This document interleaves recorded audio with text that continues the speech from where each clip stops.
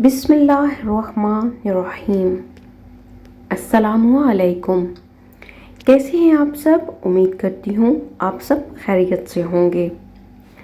تو کہانی سٹارٹ کرتے ہیں۔ حضرت سلیمان علیہ السلام نے لا علمی میں ایک مشکل عورت سے نکاح کر لیا، جس کی پاداش میں ان کی انگوٹھی ایک جن کے قبضے میں چلی گئی، جس میں ساری سلطنت کا راز موجود تھا۔ بہت پریشانی کے بعد وہ انگوٹھی پھر ان کو ملی تو انہوں نے تمام دنیا کے بادشاہوں پر ترس کھایا اور دعا کی کہ اگر تو سلطنت کسی کی دیتا ہے تو اس کے بعد وہ کمال بھی عطا کر جو تو نے مجھے دیا، لیکن میں جانتا ہوں کہ میرے بعد ایسا کوئی بادشاہ نہیں ہوگا جو اتنا زیادہ بوجھ اٹھا سکے۔ مولانا جلال الدین رومی نے ارشاد لکھا تھا، روح جو کہ پورے بدن پر کب حکمرانی کرتی ہے وہ اس عالم کی چیز نہیں اور اس دنیا کے لحاظ سے وہ بے وطن ہے۔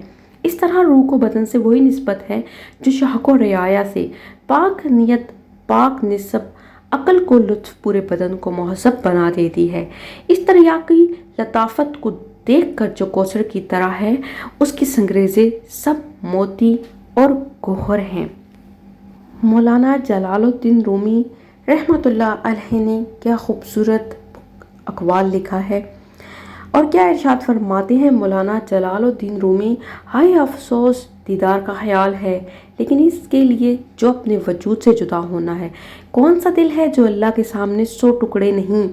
اللہ نے چاہا کہ میں پہچان جاؤں تو اس نے ہمیں اس عالم عنصری میں پیدا کر دیا ہے کہ انسان اپنی اناہ میں مصروف ہے، اپنی آپد ہپی میں لگا ہوا ہے اور اللہ تعالیٰ کو بھول گیا ہے۔ کیا خوبصورت ایک اور جگہ آپ فرماتے ہیں کہ فقراء کے ساتھ حسن ظن رکھنے سے کبھی نہ کبھی رہنما مل جاتا ہے۔ ہر پیغمبر دنیا میں تنہا آیا، لیکن اس میں 100 جہان چھپے ہوئے تھے۔ بے وقوفوں نے اسے اکیلا اور کمزور سمجھا، لیکن جو شاہ کا موصب ہو وہ کب کمزور ہوتا ہے؟ بے وقوفوں نے کہا وہ ایک انسان سے زیادہ نہیں، وہ عاقبت اندیش نہیں۔ پیغمبر انسان کی صورت میں رہنما ہوتا ہے، لیکن کائنات اس کا تصرف ہے۔ کامل ہونا انجام پر منحصر ہے۔ سو گائز، کامل ہونا انجام پر نظر رکھنا ہے، کامل ہونا کے انجام پر نظر رکھنا ہے۔ جب حضرت نوح اپنی امتیوں کو لے کر کشتی میں بیٹھے تو انہیں کشتی میں ایک بوڑھا نظر آیا۔ اسے پہچانتا بھی کوئی نہیں تھا۔ آپ نے ہر چیز کا جوڑ جوڑ کشتی میں بٹھایا تھا، مگر وہ اکیلا تھا۔ لوگوں نے اسے پکڑ لیا۔ وہ حضرت نوح سے پوچھنے لگا کہ یہ بوڑھا کون ہے؟ حضرت نوح نے اس سے پوچھا، بتاؤ تم کون ہو؟ وہ کہنے لگا، جی میں شیطان ہوں۔ آپ نے سن کر فرمایا، تو اتنا چالاک بدماش ہے کہ کشتی میں آ گیا؟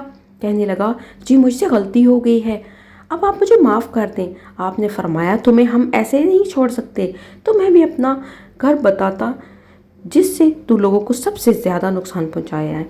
گر پوچھا ہے آپ نے؟ کہنے لگا، جی میں سچ سچ بتاؤں گا، البتہ آپ وعدہ کریں کہ آپ مجھے چھوڑ دیں گے۔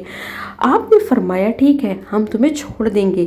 وہ کہنے لگا، میں 2 باتوں سے انسان کو نقصان پہنچاتا ہوں، 2 باتیں میری ایسی ہیں جن سے میں انسان کو ورغلا لیتا ہوں، ایک وہ ہے کہ حسد، ایک ہے ہرس۔ وہ پھر کہنے لگا، حسد ایک ایسی چیز ہے کہ میں خود اس کی وجہ سے برباد ہوا، اور ہرس وہ چیز ہے جس کی وجہ سے آدم کو جنت سے زمین پر اتار دیا گیا۔ کتنی خوبصورت بات ہے جناب کہ 2 چیزیں ہیں جو انسان کے اندر ہیں تو انسان کسی قابل بھی نہیں جناب، اس لیے میں ان 2 چیزوں کی وجہ سے انسانوں کو سب سے زیادہ نقصان پہنچاتا ہوں۔ وقتاً فوقتاً یہ دونوں ایسی خطرناک بیماریاں ہیں جو تمام بیماریوں کی بنیاد ہیں۔ آج کے سب لڑائی جھگڑے حسد کی وجہ سے ہیں۔ لہٰذا گائز، جو بھی سن رہا ہے، جو بھی دیکھ رہا ہے، کسی کو دیکھ کے حسد مت کیجیے گا اور اپنے رب پر پورا بھروسہ رکھیں۔ اللہ تعالیٰ نے آپ کو پیدا کیا ہے، وہ سب کچھ دیکھنے والا ہے۔ کسی کا رزق بخت دیکھ کے حسد کرنے کی بجائے آپ شکر ادا کریں۔ حاسد انسان اندر ہی اندر آگ میں مبتلا رہتا ہے، وہ کسی کو اچھی حالت میں نہیں دیکھ سکتا۔